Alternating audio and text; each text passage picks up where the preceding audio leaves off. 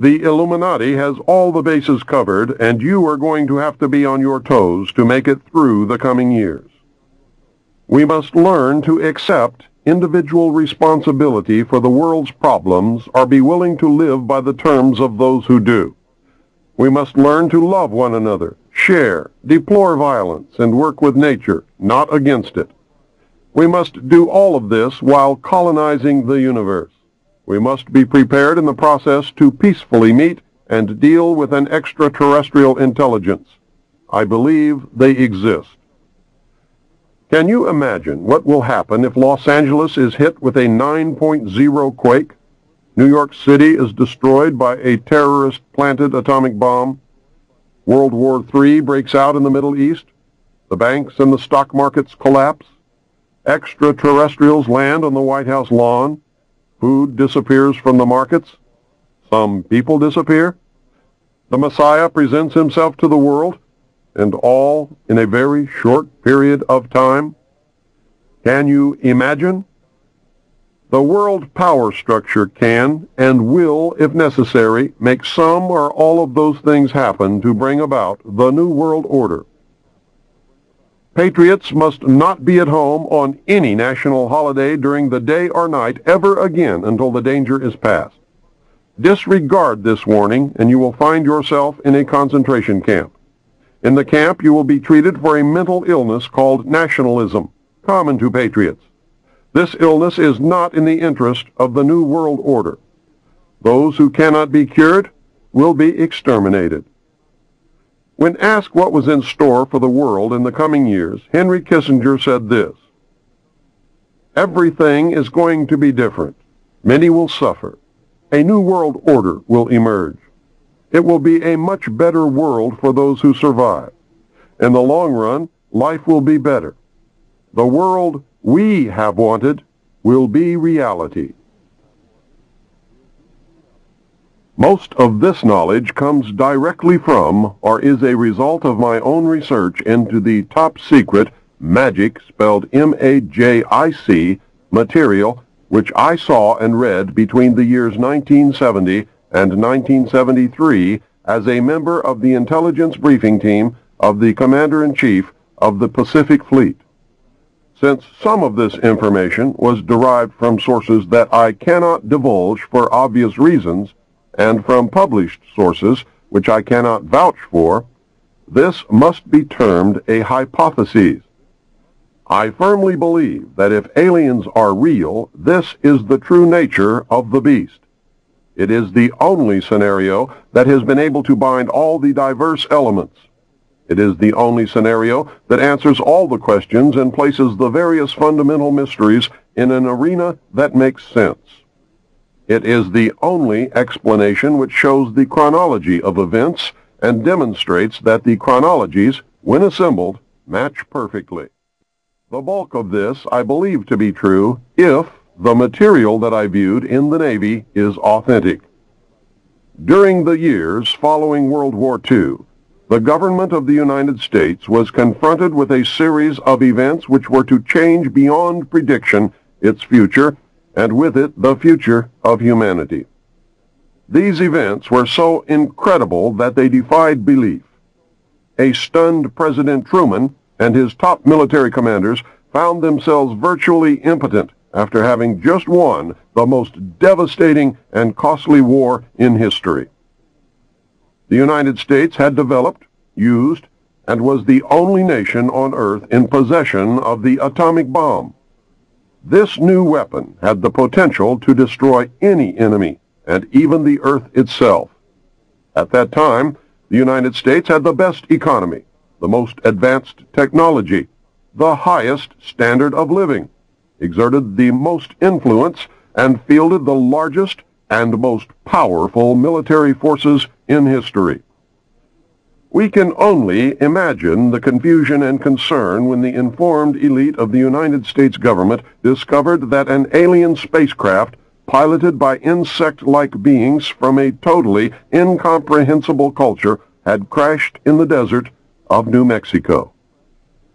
Between January 1947 and December 1952, at least 16 crashed or downed alien craft, 65 alien bodies and 1 live alien were recovered. An additional alien craft had exploded and nothing was recovered from that incident. Of these events, 13 occurred within the borders of the United States, not including the craft which disintegrated in the air. Of these 13, 1 was in Arizona, 11 were in New Mexico, and 1 was in Nevada. 3 occurred in foreign countries. Of those, 1 was in Norway, and the last 2 were in Mexico. Sightings of UFOs were so numerous that serious investigation and debunking of each report became impossible, utilizing the existing intelligence assets.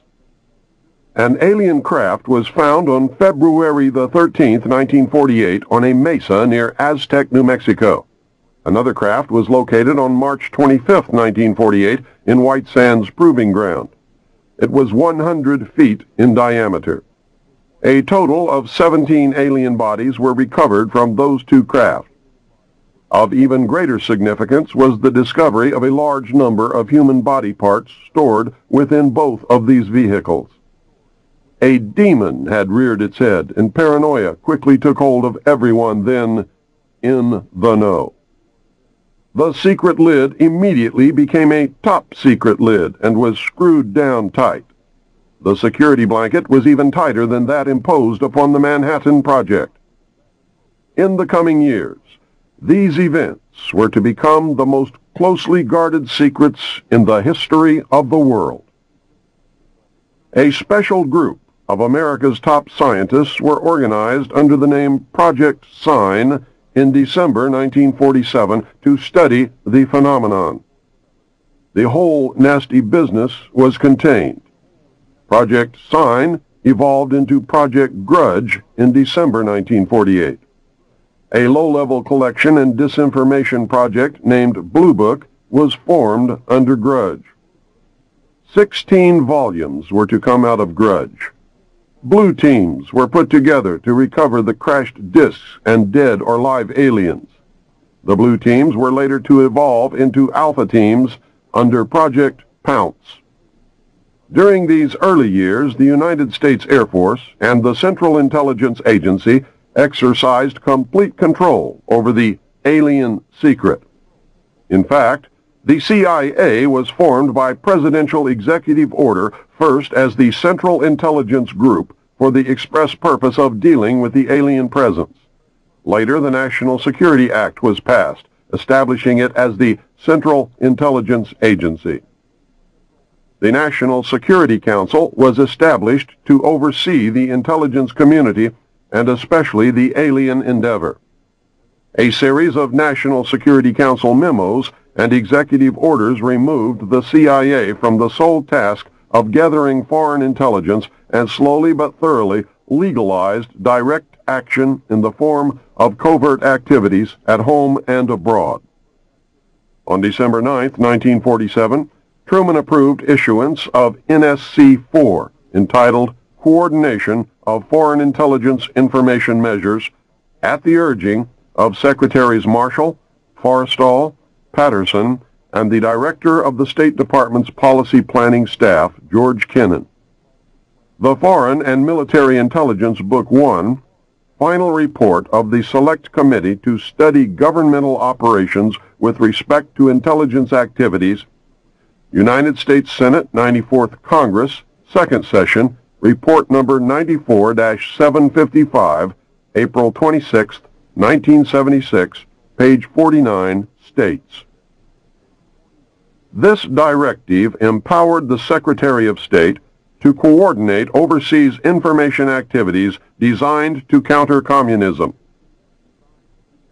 A top-secret annex to NSC-4, NSC-4 Alpha, instructed the Director of Central Intelligence to undertake covert psychological activities in pursuit of the aims set forth in NSC-4.